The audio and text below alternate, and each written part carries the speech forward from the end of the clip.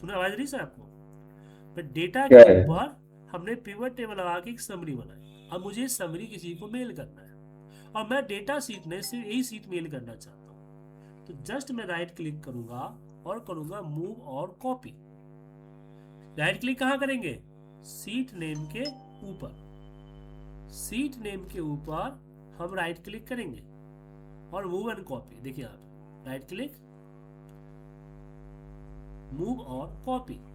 और यहाँ हम्म। पे हम जो है सिलेक्ट करेंगे न्यू बुक। क्या सिलेक्ट करेंगे? New book. अब यहाँ क्रिएट कॉपी जरूर कीजिएगा वरना ये मूव हो जाएगा। कॉपी नहीं होगा, क्या हो जाएगा? हम्म। मूव हो जाएगा। देन होगा एक नई सीट में आ गया। हम्म। ठीक है। हाँ।